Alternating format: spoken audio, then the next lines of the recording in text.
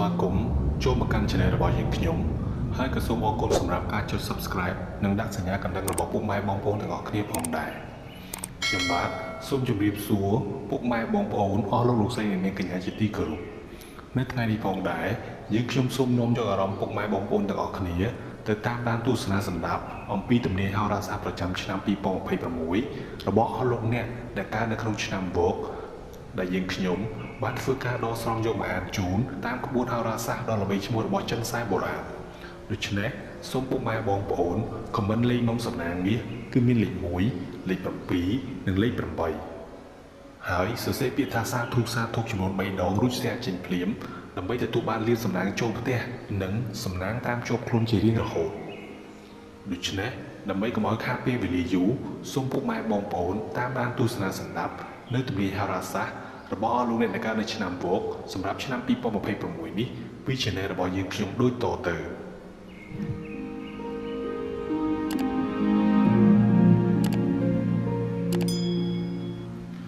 សូមធ្វើការទូទាយជោគវាសនាទូទៅហោរាសាស្ត្រសម្រាប់ឆ្នាំវកក្នុងឆ្នាំ2026ដោយគេដឹងថាឆ្នាំវកតំណាងដោយសត្វស្វានៅក្នុងរាសីចក្រចិនគឺថាពួកគេមានភាពឆ្លាតវៃស្វាហាប់និងមានធនធានមនុស្សដែលកើតនៅក្រោមសញ្ញាចក្រនេះត្រូវបានគេស្គាល់ដោយសារតែភាពវង្វេងស្មារតីការចង់ដឹងចង់ឃើញនិងសមត្ថភាពក្នុងការសម្របខ្លួនយ៉ាងឆាប់រហ័សទៅនឹងបញ្ហាប្រឈមនៅក្នុងឆ្នាំ2026នេះឆ្នាំវកសត្វស្វានឹងជួបប្រទះនឹងឱកាសស្រស់ពេញមួយឆ្នាំប៉ុន្តែប្រសិនបើពួកគេរក្សាវិន័យនិងជៀសវាងការរំខានទន្ទឹមនឹងនេះដែរយើងខ្ញុំសូមធ្វើការទូទាយជោគវាសនារិស័យលុយកាក់ស្នេហាការងារនិងសុខភាពរបស់អស់លោកអ្នកដែលកើតនៅក្នុងឆ្នាំវកសម្រាប់ឆ្នាំ2026នេះដូចតទៅ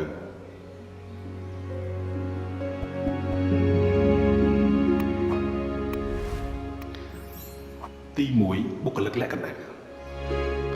បុគ្គលិកលក្ខណៈនៃឆ្នាំវកតំណាងដោយសត្វស្វាគឺជាពពួកមនុស្សដែលមានភាពរស់រវើកឆ្លាតវៃនិងរហ័សរហួនហើយចូលចិត្តប្រកួតប្រជែងនឹងសង្គមពពួកមនុស្សដែលមានក្រោមសញ្ញារិស័យចក្រចិនដែលកើតមកមានគំនិតអស្ចារ្យពួកគេមិនត្រឹមតែឆ្លាតវៀងវៃនិងតែងតែទទួលបានការកោតសរសើរពីសំណាក់គ្រូបាអាចារ្យនិងឪពុកម្ដាយហើយពួកគេច្រើនតែខ្លាចជាអ្នកដឹកនាំដ៏ឆ្នើមជាងអ្នកដទៃឯទៀតនៅកន្លែងធ្វើការពួកគេតែងតែបង្ហាញគំនិតផ្ដួចផ្ដើមនិងរក្សាភាពក្លាហានដើម្បីប្រឈមនឹងបញ្ហាថ្មីជានិច្ចនៅក្នុងជីវិតរបស់ពួកគេមានប្រយោជន៍និងចូលចិត្តកំប្លុកកំប្លែងគ្រប់ពេលវេលាដើម្បីទទួលបានការពេញចិត្តពីមនុស្សជុំវិញខ្លួនទោះជាយ៉ាងណាក៏ដោយការអួតអាងមិនអាចឲ្យពួកគេទទួលបានភាពជោគជ័យនោះទេដូច្នេះហើយពួកគេត្រូវការភាពអំណត់បន្ថែមទៀតអាកប្បកិរិយាឱកាសនិយមច្រើនពេកក៏អាចជះឥទ្ធិពលដល់អ្នកដទៃផងដែរ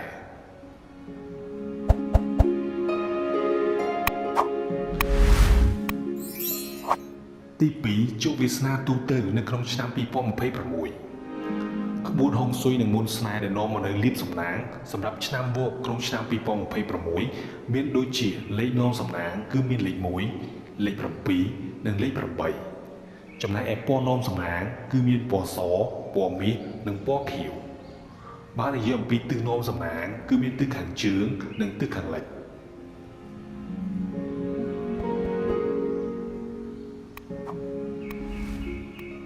ទី3បញ្ហាជីវិតគ្រួសារ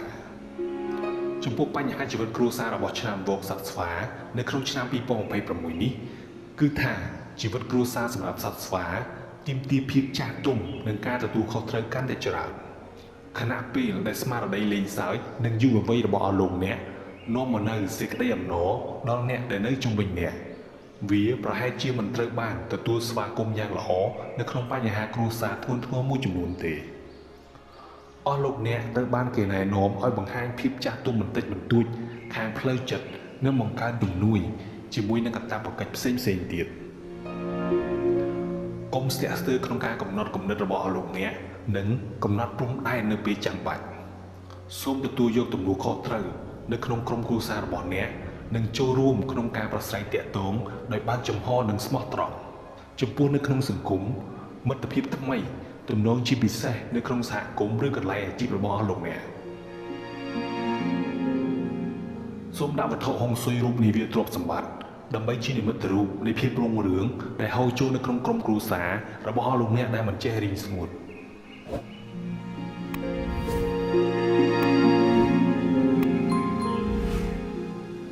ទី4បញ្ហាស្នេហានៅក្នុងឆ្នាំ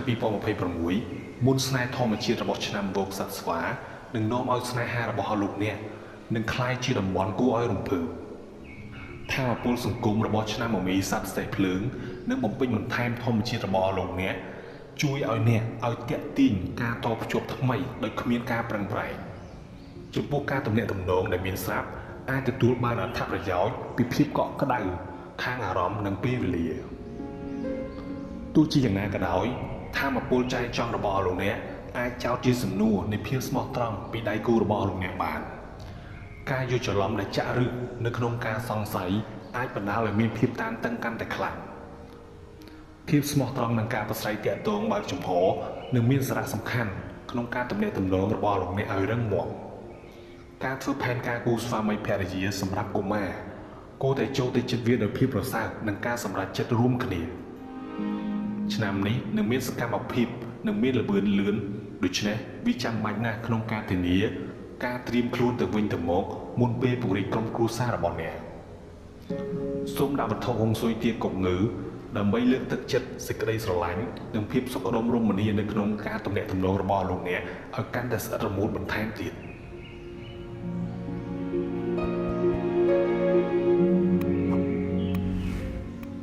ទី5បញ្ហាអាជីពចំពោះផ្នែកវិជ្ជាជីវៈឆ្នាំមមីនៃសត្វសេះឆ្នាំមមីនៃសេះភ្លើងនឹងនាំមកនូវភាពមិនអាចទាយទុកមុននឹងកំណត់បានឥទ្ធិពលកាច់សាហាវនៃឆ្នាំមមីសត្វសេះភ្លើងនឹងលើកទឹកចិត្តឲ្យមានចលនាដិតដាមប៉ុន្តែសត្វស្វាត្រូវតែផ្ដោតអារម្មណ៍ជាសំខាន់ភាពសំខាន់អាចរារាំងការរីកចម្រើនរបស់ពួកគេបានដូច្នេះការកំណត់គោលដៅច្បាស់លាស់នឹងអាចសម្រេចបាននឹងជួយឲ្យពួកគេនៅតែមានហេតុផលជានិច្ចសត្វស្វាអាចប្រឈមមុខនឹងបញ្ហាដែលមិនបានរំពឹងទុកដូចជាការផ្លាស់ប្ដូរតួនាទីឬនយោបាយការិយាល័យឯជាដើមសំខាន់ដូចគ្នាគឺការគ្រប់គ្រងតុល្យភាពជីវិតការងាររបស់លោកអ្នកទី1សូមដាក់វត្ថុហុងស៊ុយរូបសត្វនាគអណ្ដើកនៅលើតុរបស់លោកអ្នកដើម្បីទាក់ទាញអំណាចនិងការគាំទ្រទី2សូមដាក់វត្ថុហុងស៊ុយរូបគ្រីស្តាល់ក្លូបលដើម្បីជំរុញការរៀនសូត្រឬការទទួលស្គាល់និងឱកាសដែលពិភពលោកផ្ដល់ឲ្យ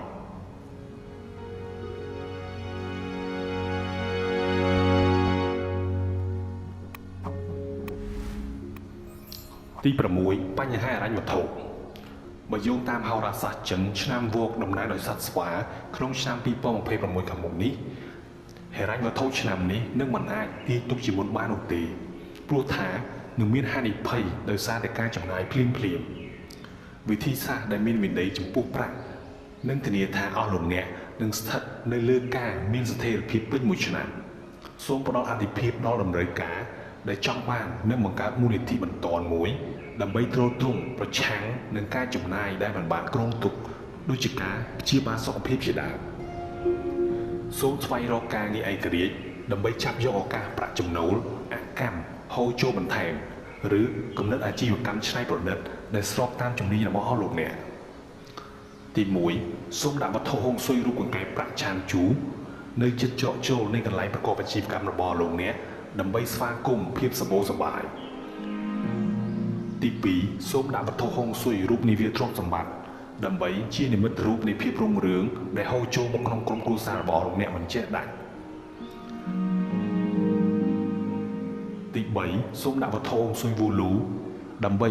ជាភាពតាក់ទាញនៅក្នុងកន្លែងរស់នៅរបស់លោកអ្នកនិងដើម្បីការពារភាពតានតឹងផ្នែកហិរញ្ញវត្ថុ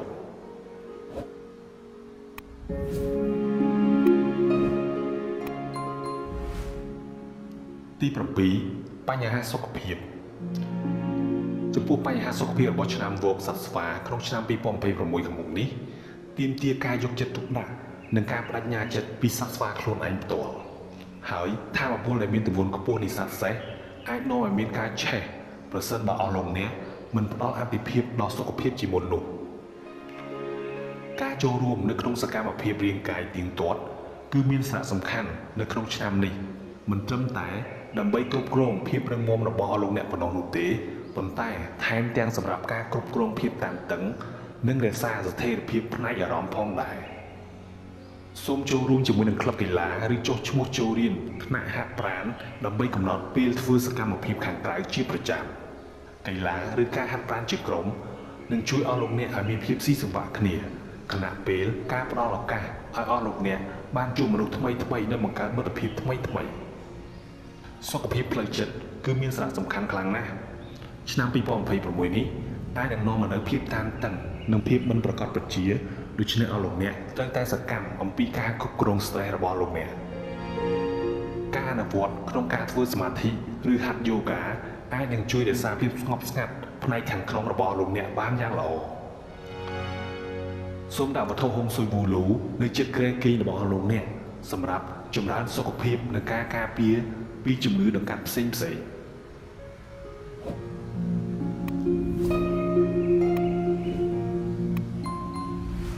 ជាកិច្ចបន្តយើងខ្ញុំសូមធ្វើការទូទាយហោរាសាស្ត្រប្រចាំឆ្នាំ2026ដែលទូទាយតាមធាតុរបស់លោកអ្នកដែលកើតឆ្នាំវោកមានដូចតទៅទី1ឆ្នាំវោកធាតុភ្លើងឆ្នាំវោកធាតុភ្លើងពួកគេគឺជាពពួកមនុស្សដែលមានមហិច្ឆតានិងគ្មានការភ័យខ្លាចនោះទេសម្រាប់ពួកគេហើយពួកគេត្រូវបានជំរុញឲ្យឆ្ពោះទៅមុខជានិច្ចដើម្បីសម្រេចគោលដៅទោះបីជាពួកគេមានភាពរហ័សរហួនក៏ប៉ុន្តែក៏ងាយនឹងឆាប់ខឹងផងដែរ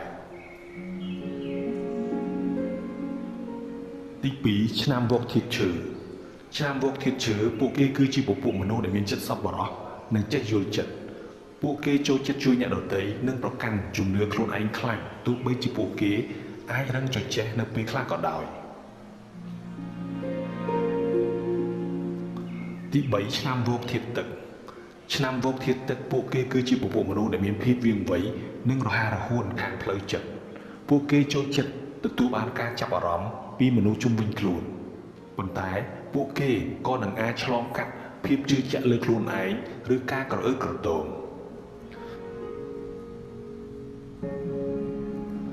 ទី4ឆ្នាំវោកធាតុលោហៈឆ្នាំវោកធាតុលោហៈពួកគេគឺជាពពួកមនុស្សដែលមានការយល់ដឹងនិងឆ្លាតវៀងវៃពួកគេងាយនឹងដកទំនុកចិត្តនឹងការសម្រេចចិត្តប៉ុន្តែងាយនឹងឆាប់ខឹងនិងមានឆន្ទៈខ្ពស់នៅក្នុងការសម្រេចចិត្តធ្វើអ្វីមួយទី5ឆ្នាំវោកធាតុដីឆ្នាំវោកធាតុដីពួកគេគឺជាពពួកមនុស្សដែលមានភាពស្មោះត្រង់សុទិដ្ឋិនិយមនិងក្លាហានពួកគេជាបុគ្គលដែលមានមូលដ្ឋានគ្រឹះដែលជំរុញឲ្យមានការទុកចិត្តនិងតែងតែមានភាពស្មោះត្រង់ចំពោះអ្នកដទៃជានិច្ចជាចុងក្រោយសូមធ្វើការសន្និដ្ឋានសម្រាប់ឆ្នាំវោកសត្វស្វាក្នុងឆ្នាំមមីសត្វសេះធាតុភ្លើងឆ្នាំ2026ខាងមុខនេះហោរាសាស្ត្រឆ្នាំវោកតំណាងឲ្យសត្វស្វាក្នុងឆ្នាំ2026នេះត្រូវបានបំពេញបន្ថែមដោយឱកាសនិងសំណាងគួរឲ្យរំភើបតាមរយៈការប្រកាន់ភ្ជាប់នៅវិន័យឬការបន្ទាបខ្លួននិងធ្វើតាមការអនុវត្តហុងស៊ុយរបស់សត្វស្វានោះអាចនឹងទទួលបានភាពជោគជ័យបំផុតនៅក្នុងឆ្នាំនេះសរុបសេចក្តីមកគឺថាចំពោះបញ្ហាស្នេហានឹងនាំមកនូវភាពរំភើបនិងការរីកចម្រើនបើនិយាយអំពីសំណាងអាជីពវិញគឺខ្លាំងដោយសារតែមានការផ្សព្វផ្សាយនិងការទទួលស្គាល់ដែលអាចធ្វើទៅបានចំណែកឯបញ្ហាទ្រព្យសម្បត្តិនោះនឹងមានស្ថិរភាពប៉ុន្តែត្រូវការទម្លាប់ការចំណាយដោយប្រុងប្រយ័ត្នសូមព្យាយាមប្រើពណ៌សំណាងឬលេខសំណាងផ្គូផ្សំបន្ថែមទៀតដើម្បីជាមុនស្នេហ៍ដែលអាចបង្កើនភាពរីករាយជាមួយនឹងភាពរុងរឿងឬការការពារសម្រាប់ឱកាសដែលបានបំពេញបន្ថែមនៅក្នុងឆ្នាំ2026ខាងមុខនេះរបស់អស់លោកអ្នកជាទីបញ្ចប់សូមពុកម៉ែបងប្អូនទាំងអស់គ្នាមេត្តាខន្តីអភ័យទោសដល់យើងខ្ញុំផងបើសិនជាការអធិប្បាយរបស់យើងខ្ញុំមានកំហុសឆ្គងនៅប្រការណាមួយនោះជាចុងក្រោយយើងខ្ញុំសូមជូនពុកម៉ែបងប្អូនទាំងអស់គ្នាឲ្យជួបតែសុភមង្គលនិងសុខភាពល្អគ្រប់ពេលវេលាជាពិសេសសូមធ្វើដំណើរទៅទីណាសូមឲ្យប្រកបដោយសុវត្ថិភាពគ្រប់ទីកន្លែងសូមអរគុណនិងសូមគោរពលា